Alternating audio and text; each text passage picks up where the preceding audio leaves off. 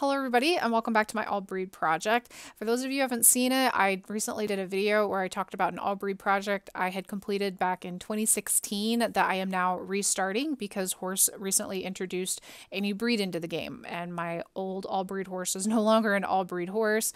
For a fun project, I decided that I would just restart the project from scratch. So if you have any questions about this or if you kind of are wondering a bit more about it, I encourage you to go check that video out because it might answer a few questions that you have. In the past week, I paired up all my foundations, I bred them all, and I now have my Generation 2 foals. It was a bit of a chore tackling that first step. I forgot that was a bit of a grind. I decided to make it a chore for myself anyway, just because I rearranged all my pairings. I bred nobody to the horse they were originally bred to. They were all bred to a different horse this go around.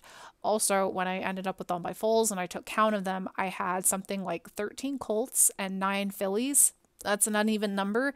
I didn't want to waste any Zeus's lightning bolts, so I went through and I rebred a few of my horses.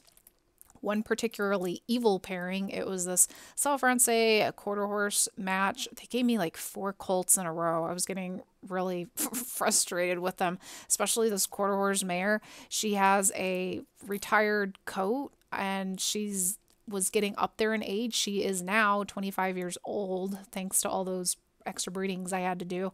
Because she's mortal, she'll start losing skills once they turn 25 years old, and I also didn't want her to die off on me because I didn't know how many more breedings I would have to do until they gave me a filly. I gave up on them, and then I switched to a pair that I knew the mare was immortal. Don't ask me why I didn't do that the first time around and just rebreed that particular pairing. It just didn't occur to me.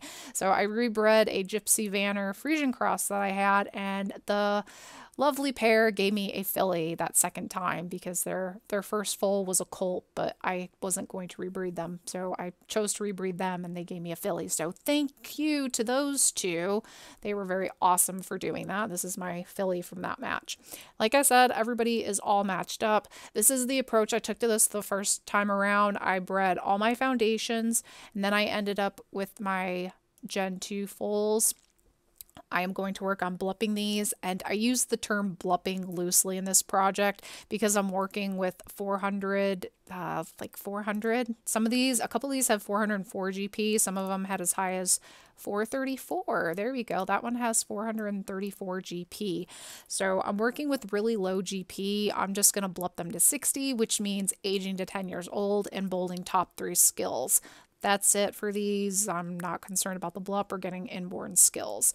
It's not until all these guys are all blupped that I will then pair them up and then I will breed them. I think it just makes it easier to keep the project a bit more organized and streamlined.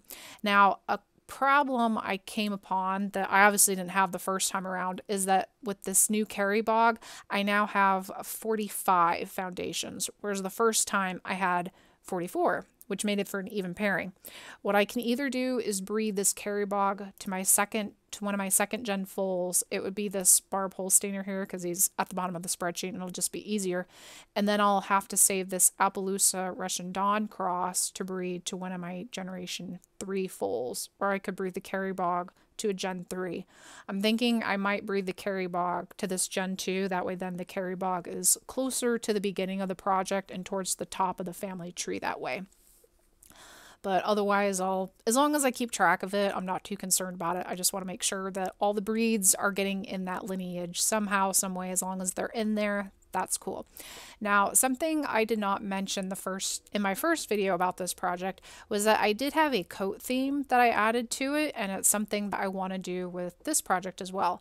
In the first project I did, my only requirement coat-wise was that that final foal, which is united as one, had to be a riding horse because I wanted to place this particular golden apple coat on her.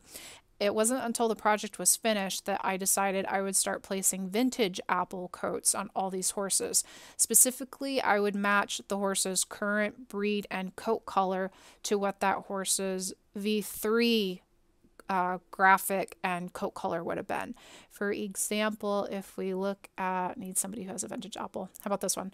Okay, like this one here, this is a Irish Hunter Strawberry Roan horse. If you notice, the vintage apple is also a heavy sport because that's what the Irish Hunter had with the Strawberry Roan coat. Yep. So Irish Hunter, Strawberry Roan Coat, that's this horse's, that's how it was born as. The vintage apple does not change its breeder coat color. I just matched them up. I thought that would be a fun way to use up my vintage apples. I do like the item. I just don't particularly like using them on my crossbreeds or my skillers or anything. I thought this project would be a fun way to incorporate those vintage apples. It also makes it nice because when I'm looking through a horse's family tree, okay, this one doesn't have any parents with vintage apple coats on it, but when I'm looking through the horse's family tree, as long as I recognize that vintage apples model and I matched it correctly with the breed, I'll know, okay, hey, that horse is an Irish Hunter or whatever other coat that might have the heavy sport graphic, you know, and I can still recognize what breed it is just by looking at it.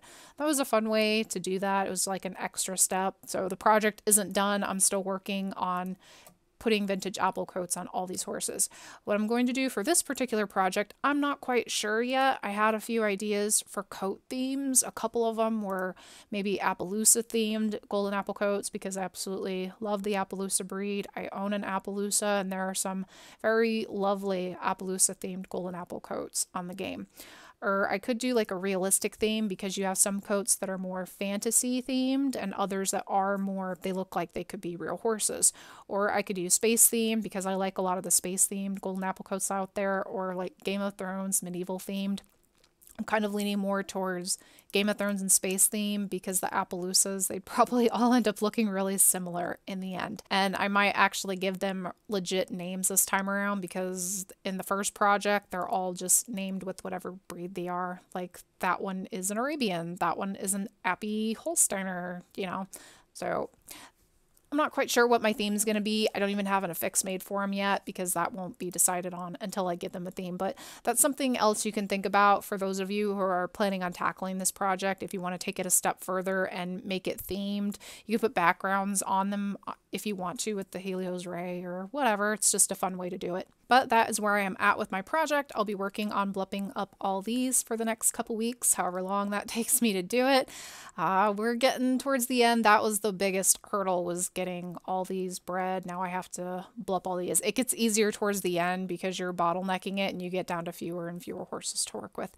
So if you guys let me know how you guys are doing. For those of you who decided to tackle this project too, I'm interested to see what your particular take on it was. If you decided to do something different, if you were doing a similar approach to it that I am, just let me know. I'm interested to hear. So thank you for joining me today, guys, and I will talk to you soon. Bye.